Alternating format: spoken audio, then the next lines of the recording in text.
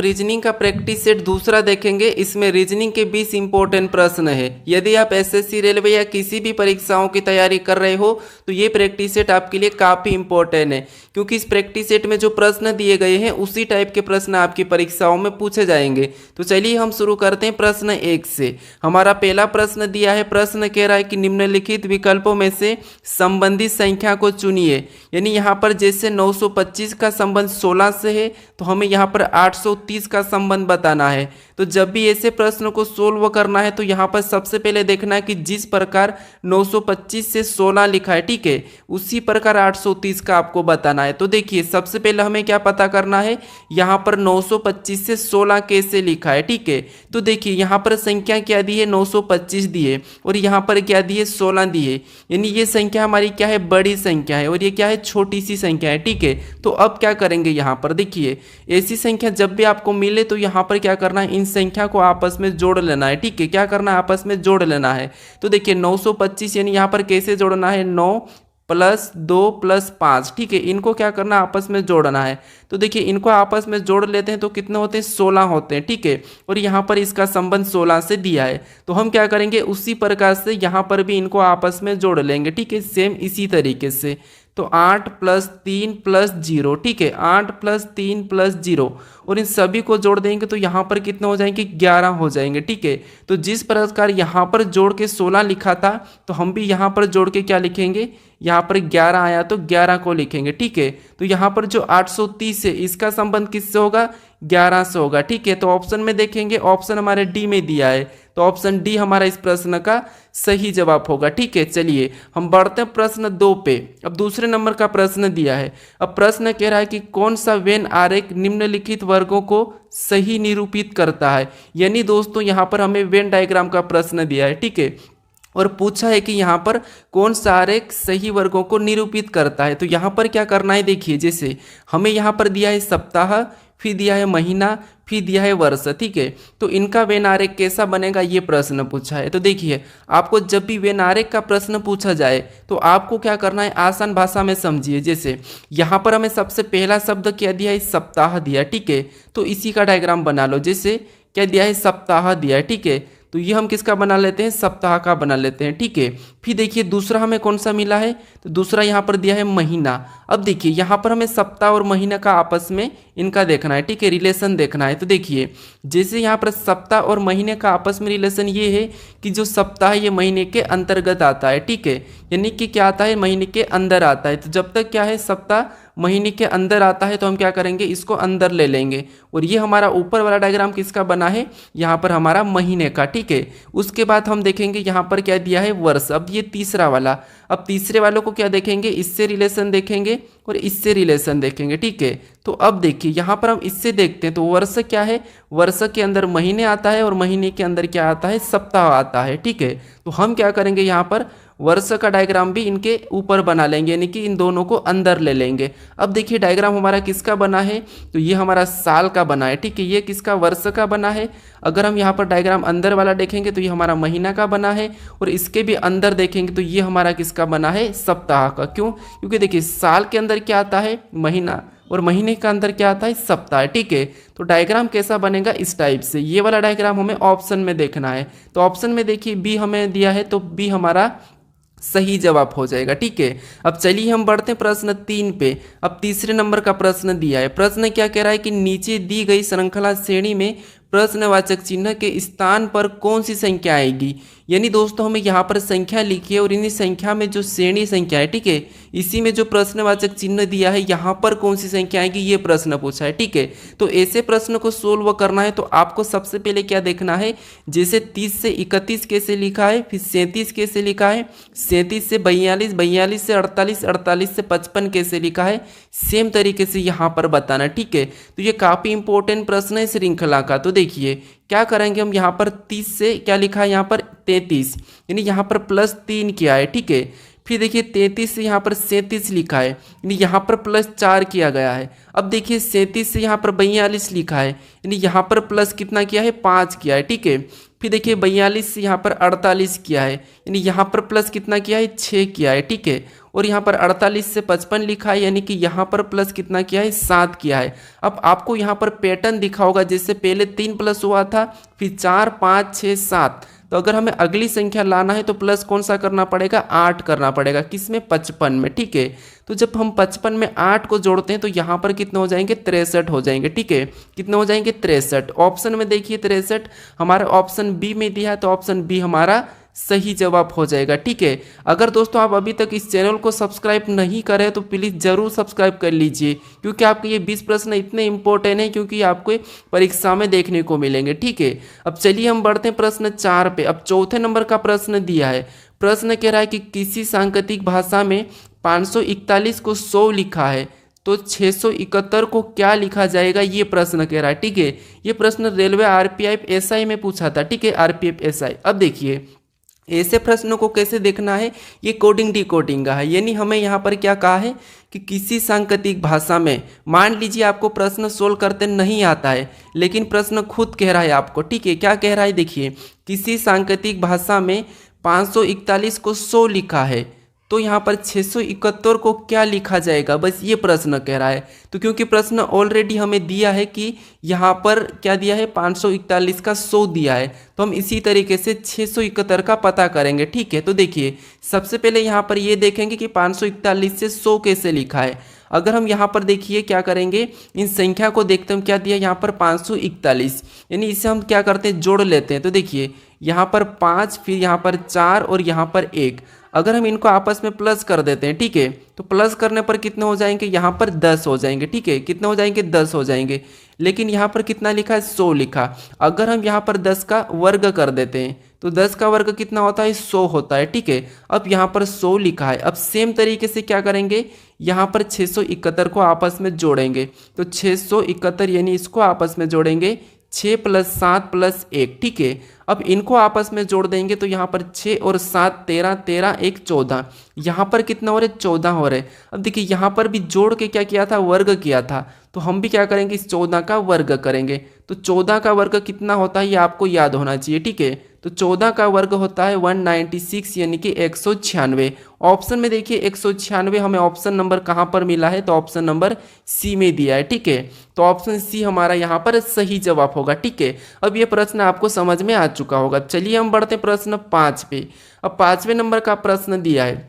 प्रश्न कह रहा है कि नीचे दिए गए विकल्पों में से संबंधित अक्षर को चुनिए। यानी दोस्तों यहाँ पर हमें क्या करना है, जिस प्रकार आरआरबी का संबंध टीटीडी से है, तो हमें यहाँ पर बताना है एएडी का, ठीक है। तो ये हमारा एनोलॉजी का ही प्रश्न है। एनोलॉजी के 3-4 टाइप ऐसे हैं जो हमेशा परीक्षाओं में देखने को मिलते हैं।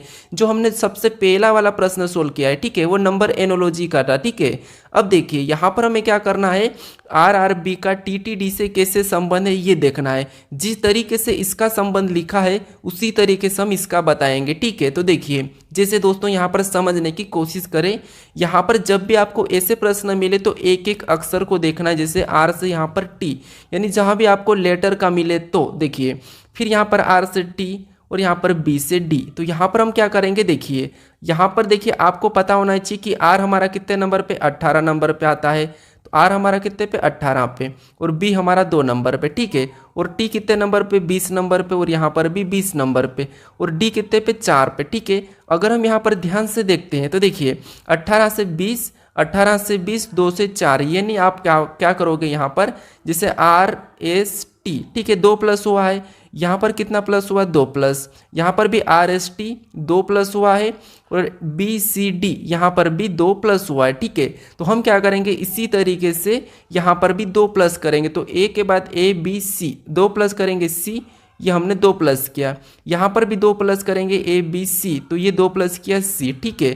फिर डी में भी क्या करेंगे 2 को प्लस कर लेंगे, तो यहाँ पर 2 प्लस करेंगे तो डी ई एफ, यानी यहाँ पर क्या हो जाएगा एफ। अब देखिए हमें ऑप्शन में मिलना चाहिए सी सी एफ, ठीक है। ऑप्शन में देखिए सी सी एफ हमें ऑप्शन नंबर बी में मिला है, ठीक है। तो ऑप्शन बी हमारा सही जवाब हो जाएगा। अब चलिए हम बढ़ते हैं प्रश्न 6 पे। अब 6 नंबर का प्रश्न दिया है। प्रश्न कह रहा है कि किसी कूट भाषा में एनिमल को 11, 49, 13, 112 कूट लिखा है तो CAT का कूट क्या होगा। ठीक है, यानी दोस्तों ये भी हमारा कोडिंग डिकोडिंग का ही प्रश्न है, क्योंकि प्रश्न कह रहा है कि किसी कूट भाषा में एनिमल को ये अंक दिया है। ठीक है, तो हमें किसका बताना है, यहाँ पर CAT का बताना है। तो देखिए यहाँ पर आसान तरीका है कि जैसे ए से यहाँ पर 1 लिखा है, यानी कि ए हमारा 1 नंबर पे आता है। ठीक है, ABCD में। फिर एन हमारा ABCD में 14 नंबर पे आता है तो 14 को लिखा है। आई हमारा ABCD में 9 नंबर पे आता है तो 9 को लिखा है।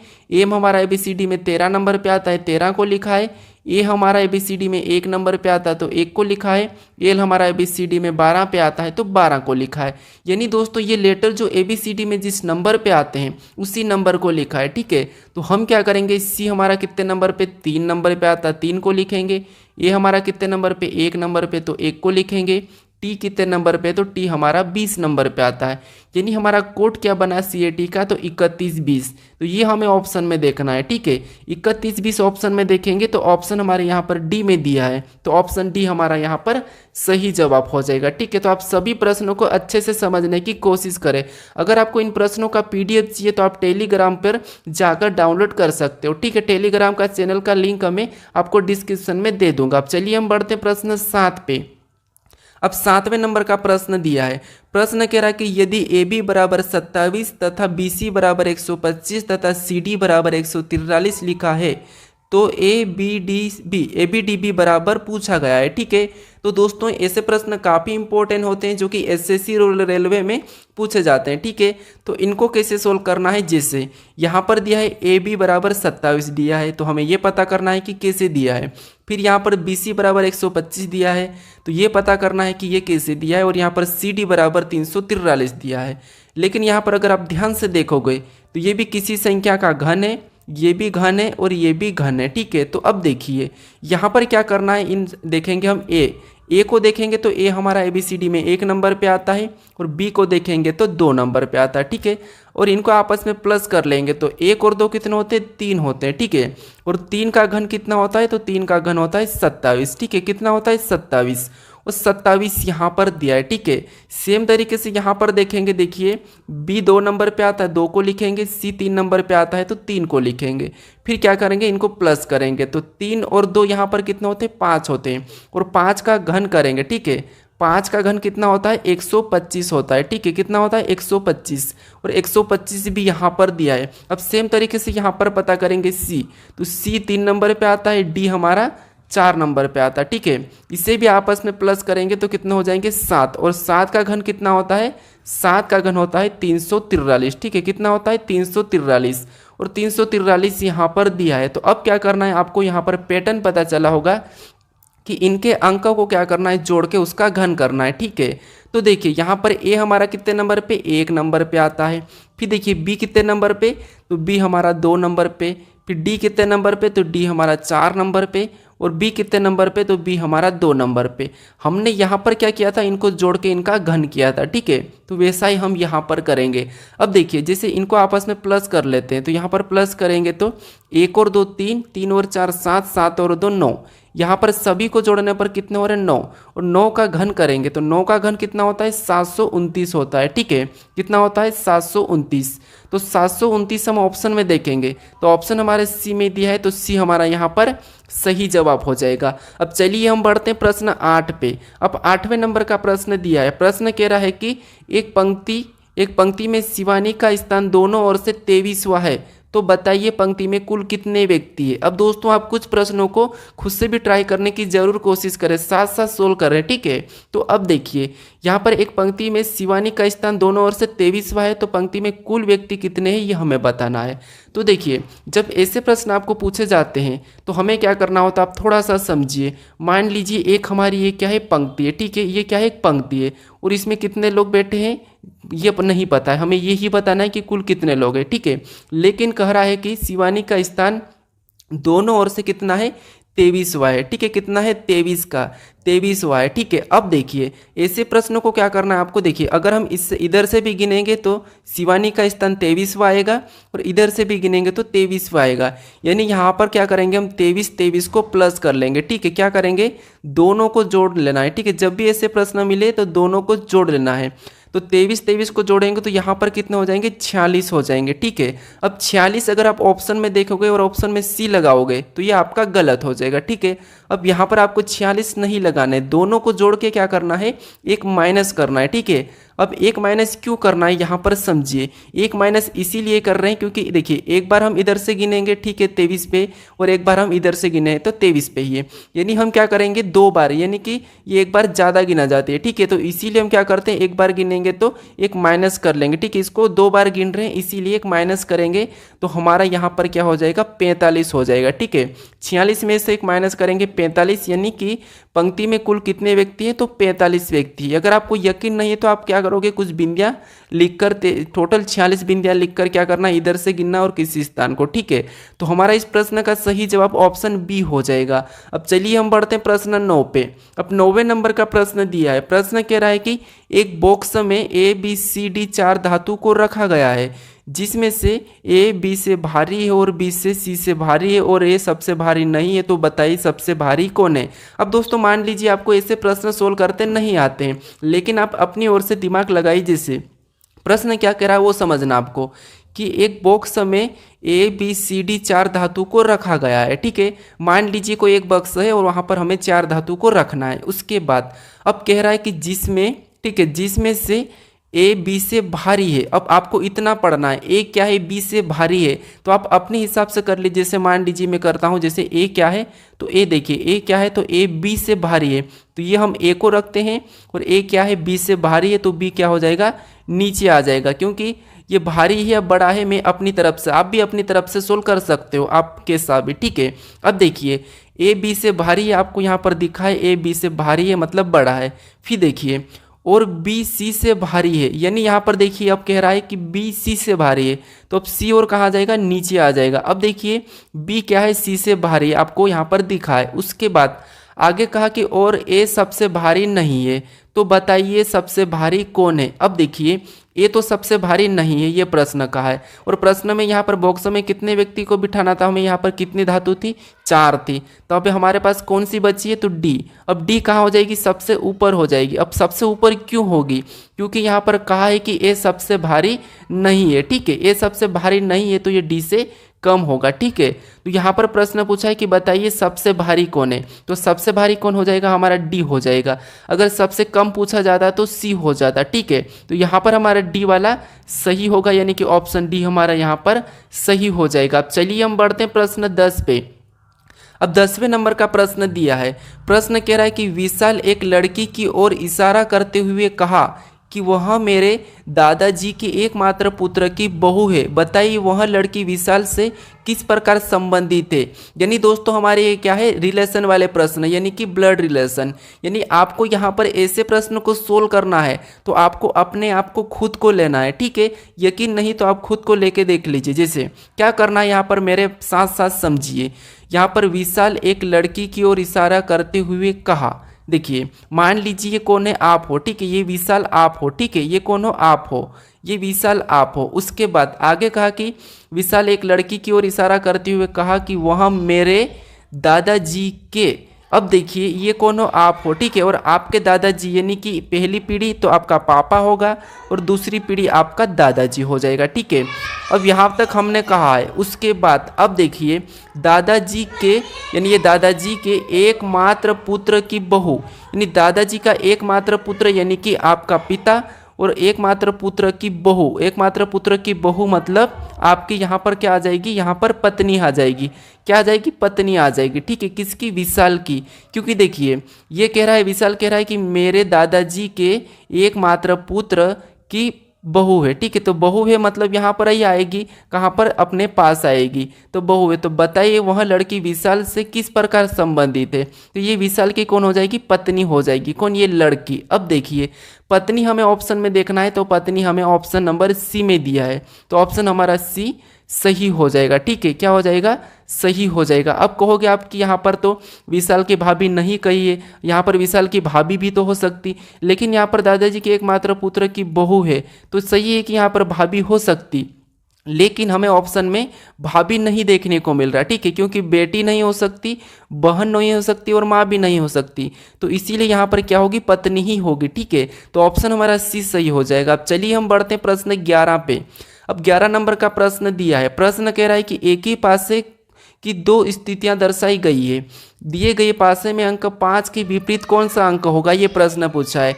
यानी हमें दो पासे दिए हैं, इन पासों में अंक 5 के विपरीत कौन सा होगा ये पूछा है। ठीक है, तो देखिए ऐसे प्रश्नों को कैसे सोल्व करना है, जब भी आपको एक से अधिक पासा दिया जाए और वहाँ पर अंक हो या चाहे लेटर हो चाहे शब्द हो, आपको क्या करना है, यहाँ पर समझिए कॉमन देखना है। जैसे पहले पासे का कॉमन और दूसरे पासे का, तो यहाँ पर कॉमन देखेंगे तो हमें यहाँ पर एक और यहाँ पर दो मिला है। ठीक है, ये हमारा कॉमन मिला है। अब कॉमन मिलने के बाद आपको क्या करना है, देखिए ये पहला पासा और ये दूसरा पासा। ठीक है, इसके बाद आपको कॉमन मिलने के बाद इनको क्या करना है, घड़ी के दिशा में चलना है। जैसे यहाँ से घड़ी के दिशा में चलेंगे तो क्या मिला, हमें 4 मिला है, यानी हमने कहाँ पर चला, पहले पासे में चला, तो उसको लिखेंगे पहले पासे के नीचे। ठीक है, क्योंकि यहाँ पर हम दो तो पहले ही लिख देंगे, पहले पासे का है, ये दूसरे पासे का कॉमन है। ठीक है, उसके बाद हमें क्या मिला, 4 मिला, उसको उसके नीचे लिखेंगे।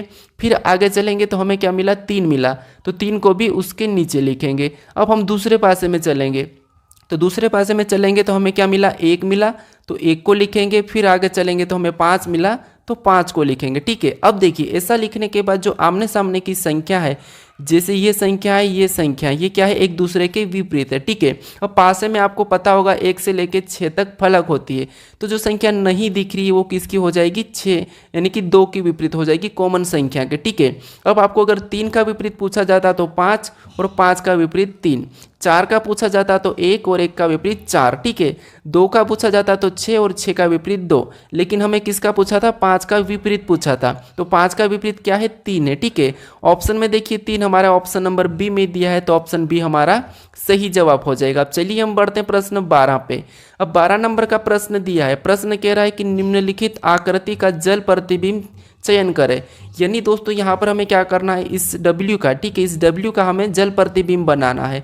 अब दोस्तों आप सभी प्रश्नों को अच्छे से समझने की कोशिश करें। ठीक है, अब देखिए यहाँ पर क्या करना है, देखिए निम्नलिखित आकृति का जल प्रतिबिंब का चयन करना है। ठीक है, तो इसका हमें क्या करना है, जल में इसकी छवि कैसे बनेगी ये बताना है। तो देखिए जैसे हमारा यहाँ पर क्या दिया है, यहाँ पर W दिया है। ठीक है, और इसकी अगर हमें जल में इस तरफ की नीचे की छवि दिखाएंगे तो ये नीचे क्या हो जाएगा, यहाँ पर इस तरफ बनेगा। ठीक है, कैसा बनेगा, इसके जैसा।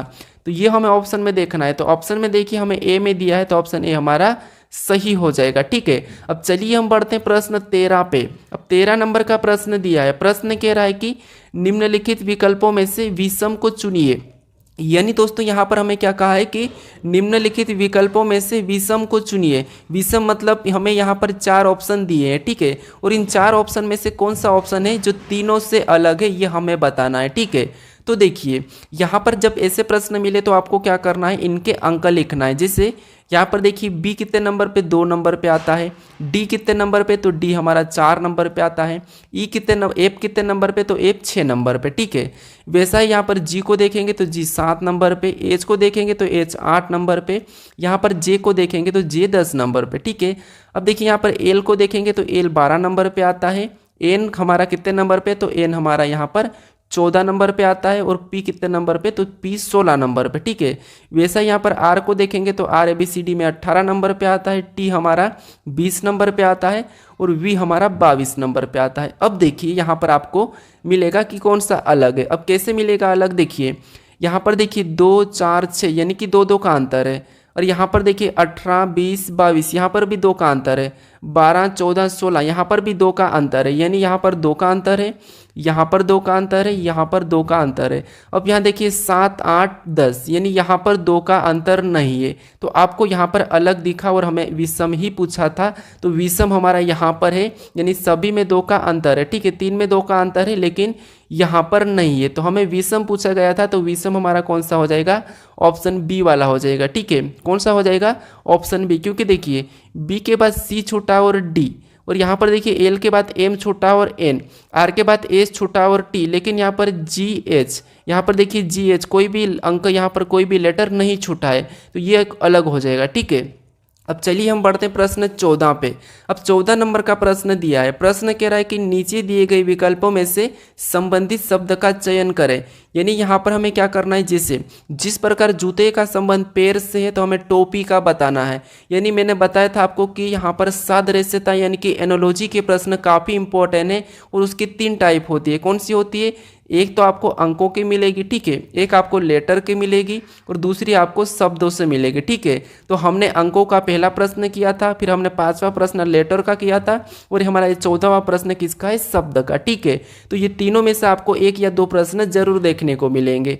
अब देखिए यहाँ पर जिस प्रकार जूते का संबंध पैर से है, यानी दोस्तों हम क्या करते हैं, जूते को कहाँ पर पहनते हैं, पैर में पहनते हैं। ठीक है, कहाँ पर, पैर में पहनते हैं। तो उसी प्रकार बताएंगे टोपी कहाँ पर पहनते हैं, तो आप कहोगे टोपी को हम कहाँ पर पहनते हैं, तो टोपी को हम सिर में पहनते हैं। तो टोपी का संबंध किससे हो जाएगा, सिर से हो जाएगा। ठीक है, ऑप्शन में देखिए सिर, तो हमें ऑप्शन नंबर सी में देखने को मिला। ठीक है, कमर में नहीं होगा, पैर में नहीं होगा, हाथ में नहीं होगा, ऑप्शन हमारा सी सही जवाब हो जाएगा। अब चलिए हम बढ़ते हैं प्रश्न 15 पे।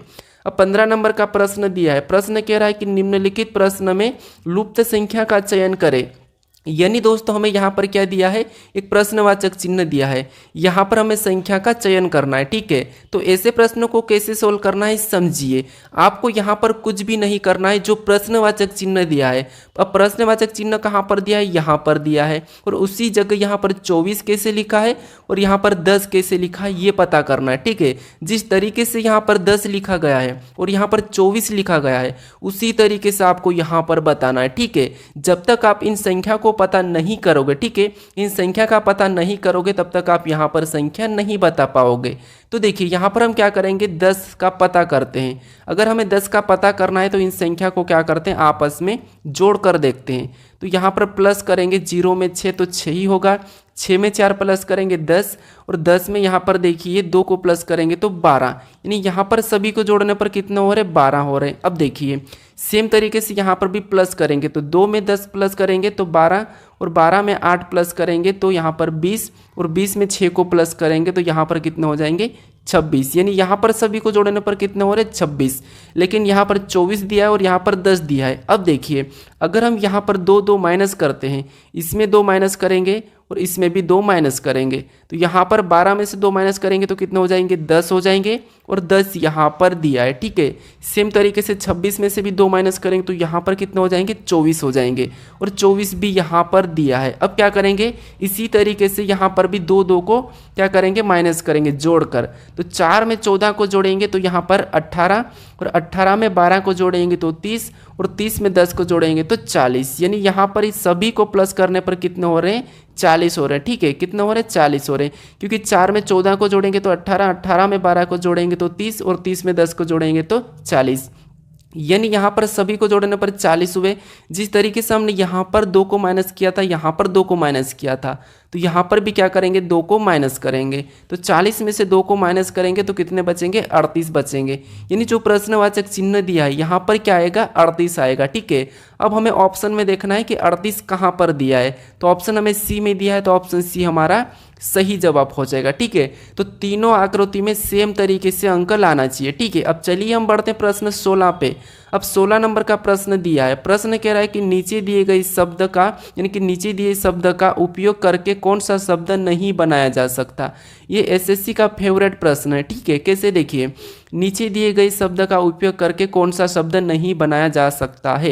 यानी दोस्तों यहाँ पर जो शब्द हमें दिया है, ये जो हमें अक्षर दिए हैं, इनका प्रयोग करके कौन सा नहीं बनाया जा सकता।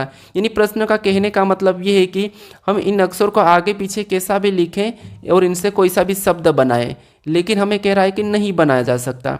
तो देखिए अगर हम पहले को देखते हैं तो बी दिया है, मतलब बन रहा है, एल दिया है, फिर यहाँ पर देखिए ई बी दिया है, यहाँ पर एन दिया है, और यहाँ पर देखिए डी भी दिया है। ठीक है, मतलब ये शब्द तो हमारा बन रहा है।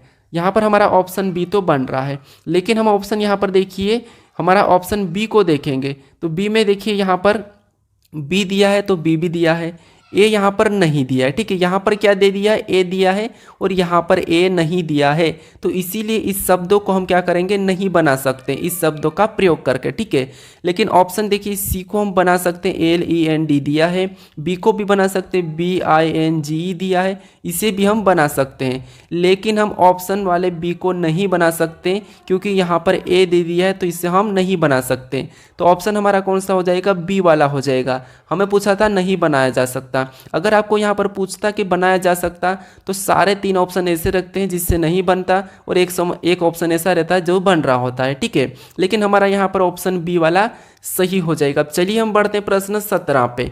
अब 17 नंबर का प्रश्न दिया है। प्रश्न कह रहा है कि किसी कोड भाषा में यहाँ पर प्लस का मतलब गुणा और माइनस का मतलब भाग, प्लस और गुणे का मतलब भागित और भागित का मतलब माइनस से, तो निम्नलिखित प्रश्न का उत्तर क्या है। यानी दोस्तों यहाँ पर क्या करना है, ये जो हमें दिया है कुछ समीकरण दिए, इससे सोल्व करना है। तो सबसे पहले आपको क्या करना है, हमें यहाँ पर 54 और बीच में क्या है, गुणा का चिन्ह है, ठीक है। 54 और 9 और बीच में देखिए, तो सबसे पहले आपको 54 लिखना है और बीच में क्या चिन्ह दिया है, गुणा। और गुणा का अर्थ यहाँ पर कहा है कि गुणा का मतलब यहाँ पर क्या कहा है, भागित।